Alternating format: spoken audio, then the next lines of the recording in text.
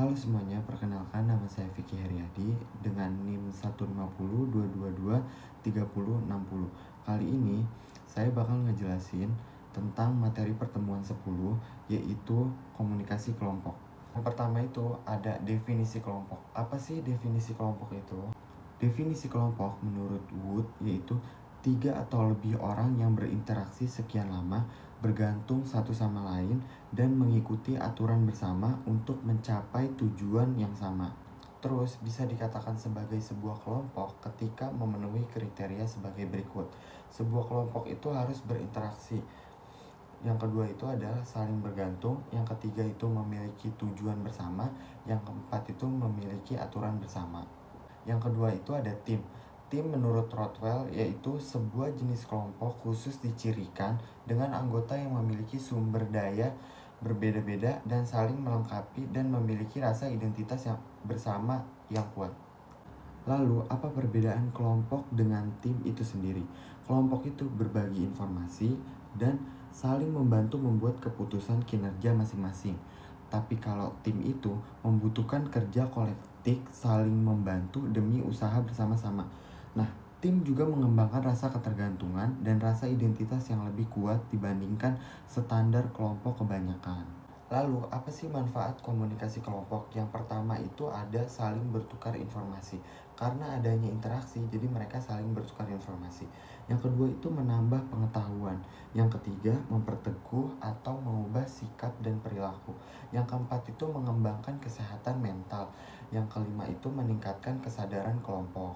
Terus ada faktor yang mempengaruhi efektivitas komunikasi kelompok. Ada dua, yaitu faktor situasional dan personal. Di faktor situasional itu ada ukuran. Semakin banyak atau semakin dikitnya anggota dalam suatu kelompok itu mempengaruhi kinerja dari kelompok itu sendiri. Terus yang kedua itu adalah kepemimpinan kelompok. Gimana cara pemimpin di kelompok itu memimpin suatu kelompoknya. Terus ada faktor personal. Yang pertama itu kebutuhan personal anggota kelompok. Yang kedua peran anggota kelompok. Nah, tadi kan di fungsi situasional ada ukuran kelompok nih. Kebanyakan penelitian mengartikan sebuah kelompok memiliki paling tidak 3 dan tidak lebih dari 12 atau 15 anggota. Semakin besar suatu kelompok, semakin renggang hubungannya. Kayak di situ kan semakin banyak orang nih, semakin banyak kepala, semakin banyak pemikiran dengan pendapat yang berbeda-beda. Nah, itu semakin mudah nih untuk semakin renggang hubungannya gitu. Nah, masih dengan fungsi situasional yaitu ada kepemimpinan dalam kelompok. Kepemimpinan dalam kelompok menjadi dua fungsi, yaitu menjaga suatu kelompok dan yang kedua itu menjaga produktivitas kelompoknya. Jenis kepemimpinan itu yang pertama ada otoriter. Otoriter itu adalah pemimpin yang memimpin kelompoknya dengan menghasilkan keputusan berdasarkan dirinya sendiri, tidak mendengarkan pendapat orang lain. Di dunia ini, pemimpin yang memiliki kepemimpinan otoriter itu seperti yang kita tahu ada Kim Jong-un. Terus yang kedua itu adalah kepemimpinan demokratis. Kepemimpinan demokratis itu adalah impian dari seluruh anggota yang berada di dalam suatu kelompok. Yang ketiga itu laissez-faire, pemimpin yang tidak menguasai tugas dan wewenangnya, jadi menyerahkan segala semuanya itu ke bawahannya. Nah, terus ada kebutuhan personal anggota kelompok. Orang bergabung dalam kelompok untuk mengejar kebutuhan individu dalam konteks sosial. Kelompok membantu individu dalam memenuhi sejumlah sasaran, termasuk bersosialisasi dan pertemanan, dukungan untuk pengembangan atau perubahan individu, pertumbuhan rohani, dan keuntungan ekonomi. Nah, dalam kelompok itu kan pasti ada anggotanya kan. Nah, ini ada peran anggota kelompok. Yang pertama itu peranan tugas. Peranan tugas itu fungsinya adalah untuk memperlancar pelaksanaan pekerjaan. Contoh, menawarkan gagasan, mendorong orang untuk maju, mengemukakan metode dan rencana, meminta informasi dan pendapat, dan menangani suatu prosedur.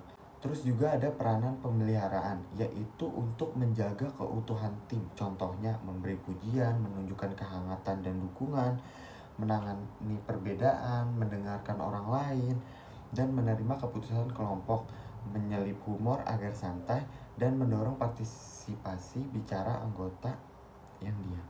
Terus juga ada peranan mengganggu. Peranan mengganggu ini biasanya kayak menghalangi kelompok menyelesaikan tugas, mengurangi minat anggota kelompok untuk bersatu. Kayak contohnya tuh menyerang kedudukan seseorang, menentang gagasan kelompok dengan alasan pribadi, mencemooh dan berkelakar secara kasar dan tidak sopan, kayak gitu. Adapun cara berpartisipasi dalam kelompok, yang pertama itu berorientasilah pada kelompok.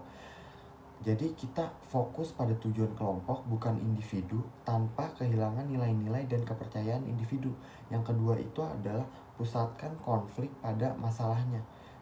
Jadi kayak pisahin orang dari perilakunya, fokus pada solusi gitu. Yang ketiga itu bersikaplah tanpa prasangka secara kritis. Contohnya itu kayak tunda dulu kesimpulan sampai mendengar berbagai sudut pandang. Yang keempat itu pastikan pemahaman. Contohnya tuh kayak check and recheck pemahaman kelompok akan gagasan kita dan pemahaman kita akan gagasan anggota lain. Nah, terus ada groupthink. Apa sih groupthink itu? Groupthink tuh suatu cara pertimbangan yang digunakan anggota kelompok ketika keinginan mereka akan kesepakatan melampaui motivasi mereka untuk menilai semua rencana tindakan yang ada. Nah, biasanya groupthink terjadi ketika sebuah kelompok satu memiliki kemiripan antar anggotanya tinggi. Yang kedua itu memiliki hubungan baik satu sama lain. Yang keempat, gagal untuk menyadari sepenuhnya akan adanya pendapat yang berlawanan. Menekankan konflik hanya agar mereka dapat bergaul dengan baik. Yang keempat itu tidak secara penuh mempertimbangkan solusi yang ada. Nah, gejala-gejala groupthink ini biasanya yang pertama itu penilaian berlebihan terhadap kelompok.